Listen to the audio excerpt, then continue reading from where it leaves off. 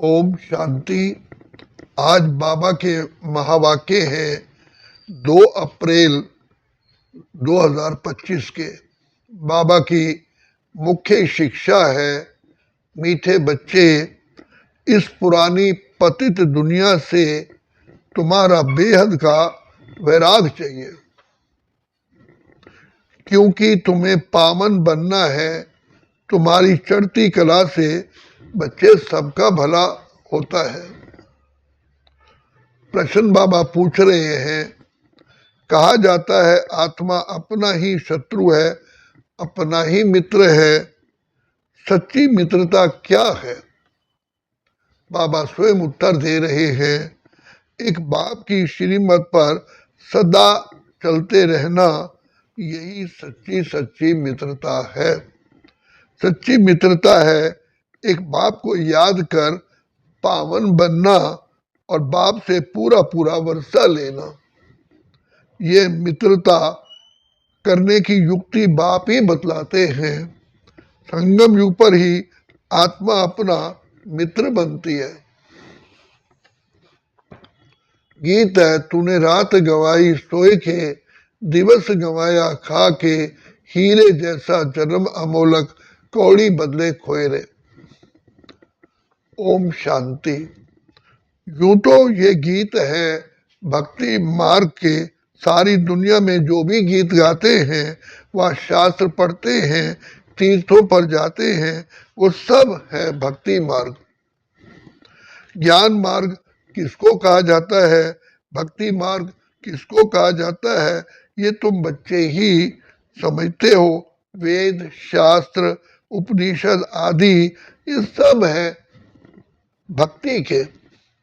आधा कल्प भक्ति चलती है और आधा कल्प फिर ज्ञान की प्रलब्ध चलती है। भक्ति करते करते उतरना ही है। 84 जन्म लेते नीचे उतरते हैं, फिर एक जन्म में तुम्हारी चढ़ती कला होती है। इसको बच्चे कहा जाता है ज्ञान मार्ग। ज्ञान के लिए गाया हुआ है, 1 सेकंड में जीवन मुक्ति। रावण राज्य जो द्वापर से चला आता है वह खत्म हो, फिर राम राज्य स्थापन होता है। ड्रामा में जब तुम्हारे 84 जन्म पूरे होते हैं, तब चढ़ती कला से सबका भला होता है। ये अक्षर कहाँ ना कहाँ किसी शास्त्रों में है। चढ़ती कला सर्व का भला। गुरु ग्रंथ में लिखा है, चढ़ती कला तेरे भाणे, माना तेरे कारण सर्व का भला। सर्व की सद्गति करने वाला तो एक ही बाप है ना। सन्यासी उदासी तो अनेक प्रकार के हैं, बहुत मतांतर हैं। जैसे शास्त्रों में लिखा है, कल्प की आयु लाखों वर्ष, अब शंकराचार्य की मत निकली 10,000 वर्ष। कितना फर्क हो जाता है। कोई फिर कहेगा इतने हजार। कलयुग में है अनेक मनुष्य, अनेक मतें, अनेक धर्म। सतयुग में होती है एक मत। ये बाप बैठ तुम बच्चों को सृष्टि के आदि मध्य अंत का नॉलेज सुनाते हैं। इस सुनाने में भी कितना समय लगता है, सुनाते ही रहते हैं। ऐसे नहीं कह सकते पहले क्यों नहीं ये सब सुनाया। स्कूल में पढ़ाई नंबरवार होती है।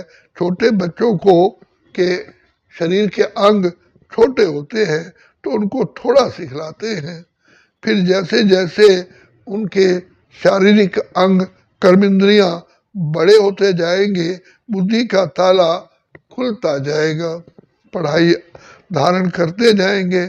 छोटे बच्चों की बुद्धि में कुछ धारणा हो ना सके, बड़ा होता है तो फिर बैरिस्टर, जज, इंजीनियर, डॉक्टर आदि बनते हैं। इसमें भी ऐसा ही है। कोई की बुद्धि में धारणा अच्छी होती है, बाप कहते हैं मीठे बच्चों, मैं आया हूं पतित से पावन बनाने। तो अब पतित दुनिया से वैराग चाहिए। आत्मा पावन बने तो फिर पतित दुनिया में रह ही ना सके। पतित दुनिया में आत्मा ही पतित है, मनुष्य भी पतित है। पावन दुनिया में मनुष्य भी पावन, प्रकृति भी पावन, पतित दुनिया में मनुष्य भी पतित रहते हैं। ये है ही रावण राज्य। यथा राजा रानी तथा प्रजा, ये सारा ज्ञान है बुद्धि से समझने का। इस समय सभी की बाप से है विपरीत बुद्धि। तुम बच्चे तो बाप को याद करते हो, अंदर में बाप के लिए प्यार है, आत्मा में बाप के लिए प्यार है, रिगार्ड है, क्योंकि बाप को जानते हैं। यहाँ तुम सन्मुख हो, शिव बाबा से सुन रहे हो, वह मनुष्य ऋषि का बीज रूप ज्ञान का सागर, प्रेम का सागर, आनंद का सागर है। गीता ज्ञान दाता परमपिता परमात्मा त्रिमूर्ति शिव परमात्मा वाच्य। त्रिमूर्ति अक्षर बच्चे जरूर डालना है, क्योंकि त्रिमूर्ति का तो गायन है ना कि ब्रह्मा द्वारा स्थापना, तो जरूर ब्रह्मा द्वारा ही तो ज्ञान सुनाएंगे ना। श्री कृष्ण तो ऐसे नहीं कहेंगे कि शिव भगवानोवाच, प्रेरणा से तो कुछ होता ही नहीं, ना उनमें शिव बाबा की प्रवेशता हो सकती है। शिव बाबा तो पराये देश में ही आते हैं, सतयुग तो श्री कृष्ण का देश है ना, तो दोनों की महिमा अलग अलग है। मुख्य बात ही ये है, सतयुग में गीता तो कोई पढ़ते ही नहीं, भक्ति मार्ग में तो जन्म जन्मांतर पढ़ते हैं, ज्ञान मार्ग में तो वो हो ही ना सके। भक्ति मार्ग में ज्ञान की बातें होती ही नहीं। अभी रचता बाप ही रचना के आदि मध्यंत का ज्ञान देते हैं। मनुष्य तो रचता हो ना सके, मनुष्य कह ना सके कि मैं रचता हूँ। बाबा खुद कहते हैं, लाडले बच्चों, मैं मनुष्य सृष्टि का बीज रूप हूँ, चैतन्य हूँ, ज्ञान का सागर हूँ, प्रेम का सागर हूँ, सर्व का सद्गति दाता हूँ।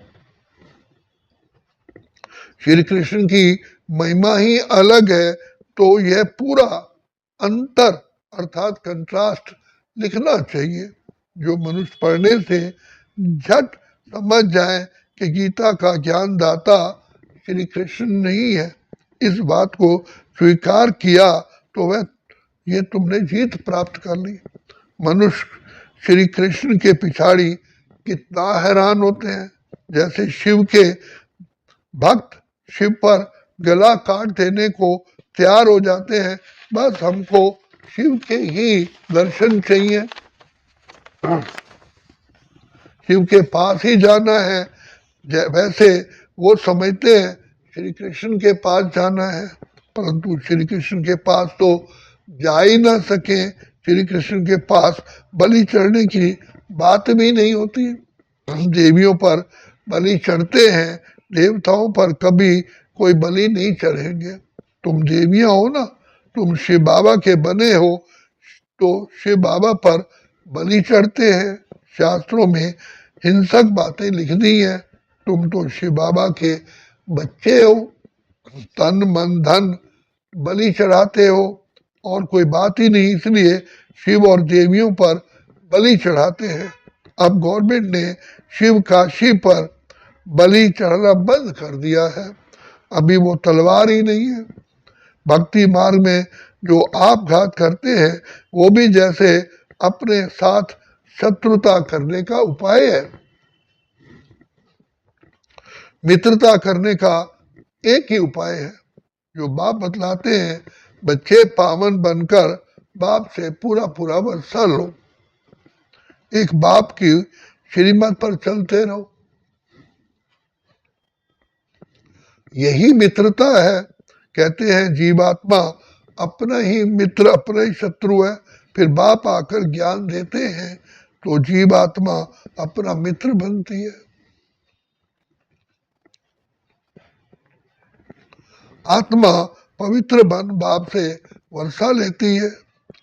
संगम युग पर हर एक आत्मा को बाप आकर मित्र बनाते हैं। आत्मा अपना मित्र बनती है, श्रीमत मिलती है तो समझती है हम बाप की मत पर ही चलेंगे, अपनी मन मत पर आधा कल्प चले। अब श्रीमत पर सदगति को पाना है इसमें अपनी मत चल न सके। बाप तो सिर्फ मत देते हैं, तुम देवता बनने आए हो ना, या अच्छे कर्म करोगे तो बच्चे दूसरे जन्म में भी अच्छा ही फल मिलेगा। अमर लोक में, ये तो है मृत्यु लोक, ये राज भी तुम बच्चे ही जानते हो। तो भी नंबरवार कोई की बुद्धि में अच्छी रीत धारणा होती है, कोई धारणा नहीं कर सकते। तो इसमें टीचर क्या कर सकते हैं? टीचर से कृपा व आशीर्वाद मांगे कि क्या? टीचर तो पढ़ाकर अपने घर चले जाते हैं। स्कूल में पहले पहले खुदा की बंदगी अर्थात प्रार्थना आकर करते हैं कि हे ईश्वर, हे खुदा, हमको पास कराना, तो फिर हम आपको भोग लगाएंगे। टीचर को कभी नहीं कहेंगे कि आशीर्वाद करो। इस समय परमात्मा हमारा बाप भी है, टीचर भी है। बाप की आशीर्वाद तो अपने आप ही अंडरस्टूड है। बाप बच्चे को चाहते हैं, बच्चा आए तो उसको मैं धन दूं, प्रॉपर्टी दूं, तो ये आशीर्वाद हुई ना। ये एक कायदा है, बच्चे को बाप से वर्षा मिलता है। अब तो तमो प्रधान ही होते जाते हैं। जैसे बाप वैसे बच्चे, दिन प्रतिदिन हर चीज तमो प्रधान होती जाती है, तत्व भी तमो प्रधान ही होते जाते हैं। ये है ही दुख धाम। 40,000 वर्ष अभी और आयु हो तो पता नहीं क्या हाल हो जाएगा। मनुष्यों की बुद्धि बिल्कुल ही तमो प्रधान हो गई है। अभी तुम बच्चों की बुद्धि में बाप के साथ योग रखने से पूरी की पूरी समझ आ गई है, अर्थात रोशनी आ गई है। बाप कहते हैं मीठे बच्चे जितना याद में रहेंगे उतना तुम्हारी पवित्रता और समझ लाइट बढ़ती जाएगी। याद से आत्मा पवित्र बनती है, लाइट बढ़ती जाती है। याद ही नहीं करोगे तो लाइट मिलेगी नहीं। याद से ही लाइट वृद्धि को पाएगी। याद नहीं किया और कोई विकर्म कर लिया तो लाइट कम हो जाएगी। तुम पुरुषार्थ करते हो सतो प्रधान बनने का, ये बड़ी समझने की बातें हैं। याद से ही तुम आत्माएं पवित्र होती जाओगी। तुम लिख भी सकते हो, ये रचता और रचना का ज्ञान श्री कृष्ण दे नहीं सकते। वह तो है प्रालब्ध। वो ये भी लिख देना चाहिए कि 84वें अंतिम जन्म में श्री कृष्ण की आत्मा फिर से ज्ञान ले रही है, फिर फर्स्ट नंबर में आते हैं। बाप ने ये भी समझाया है सतयुग में 9 लाख ही होंगे, फिर उनसे वृद्धि भी होगी ना। दास दासियां भी बहुत ही होंगे जो पूरे 84 जन्म लेते हैं। 84 जन्म ही गिने जाते हैं। जो अच्छी रीत इम्तिहान पास करेंगे वो पहले पहले आएंगे। जितना देरी से आएंगे तो मकान पुराना तो कहेंगे ना। नया मकान बनता है तो फिर दिन प्रतिदिन आयु कम होती जाती जाएगी। वहां तो सोने के हीरे के महल बनते हैं, वह तो पुराने हो ना सके। सोना तो सदैव बचे चमकता ही रहता है, फिर भी साफ जरूर करना पड़े। जेवर भी भल पक्के सोने के बनाओ तो भी आखिरी चमक तो कम होती ही होती है। फिर उनको पॉलिश चाहिए। तुम बच्चों को सदैव खुशी रहनी चाहिए कि हम नई दुनिया में जाते हैं। इस नर्क में ये अंतिम जन्म है। इन आंखों से जो कुछ भी देखते हैं जानते हैं ये पुरानी दुनिया है, पुराना शरीर है। अभी हमको सतयुग नई दुनिया में नया शरीर लेना है। 5 तत्व भी नए होते हैं। ऐसे विचार सर मंथन चलना चाहिए। ये पढ़ाई है ना, अंत तक तुम्हारी ये पढ़ाई चलेगी। पढ़ाई बंद हुई तो विनाश हो जाएगा।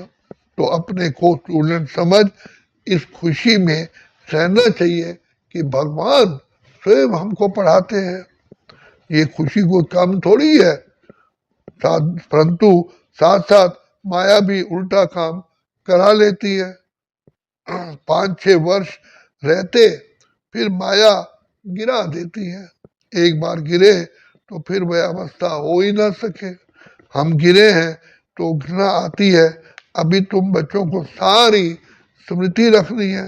इस जन्म में जो पाप किए हैं हर एक आत्मा को अपने जीवन का तो पता है ना। कोई मंद बुद्धि, कोई विशाल बुद्धि होते हैं। छोटेपन की हिस्ट्री याद तो रहती है ना। ये बाबा भी छोटेपन की हिस्ट्री सुनाते हैं ना। बाबा को ये मकान आदि भी याद है, परंतु अभी तो वहाँ भी सब नए मकान बन गए होंगे। 6 वर्ष से लेकर के अपनी जीवन कहानी याद रहती है। अगर भूल गया तो डल बुद्धि कहेंगे। बाप कहते हैं अपनी जीवन कहानी लिखो। लाइफ की बात है ना। मालूम पड़ता है लाइफ में कितने चमत्कार थे। गांधी नेहरू आदि के कितने बड़े बड़े वॉल्यूम बनते हैं, तो कितनी उनके किताबें बनती हैं। लाइफ तो वास्तव में तुम्हारी बहुत बहुत वैल्यूएबल है। वंडरफुल लाइफ ये है अति अति बहुमूल्य अमूल्य जीवन। इनका मूल्य कथन ही नहीं किया जा सकता। इस समय तुम ही सर्विस करते हो, ये लक्ष्मीनारायण कुछ भी सर्विस नहीं करते। तुम्हारी जीवन बहुत बहुत वैल्यूएबल है, अमूल्य है।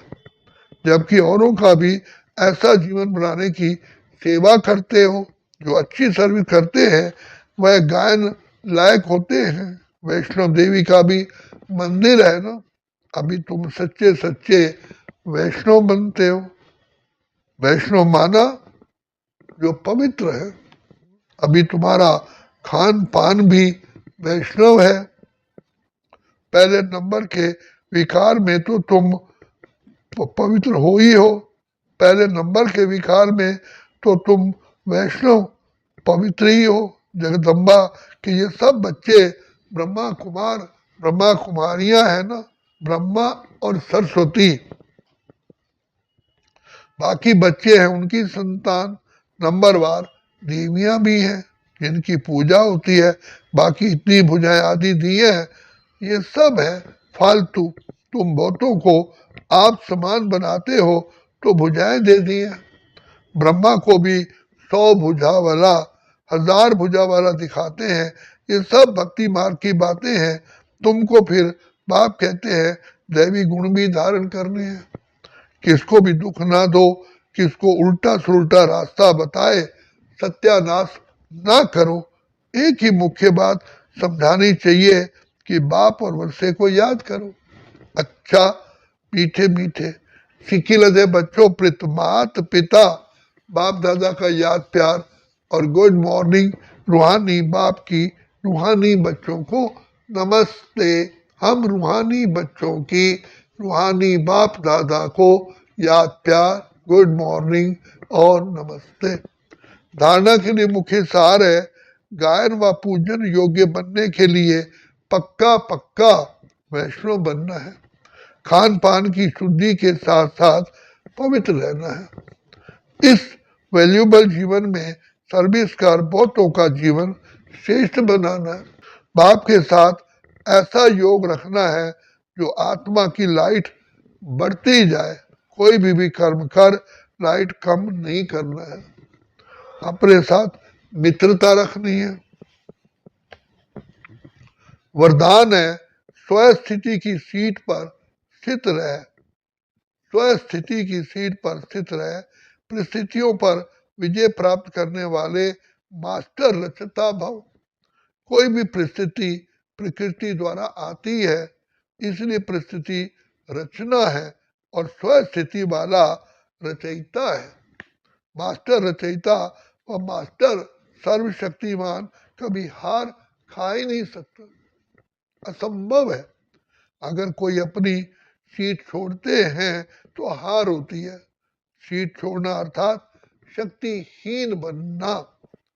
सीट के आधार पर शक्तियां स्वतः ही आती हैं।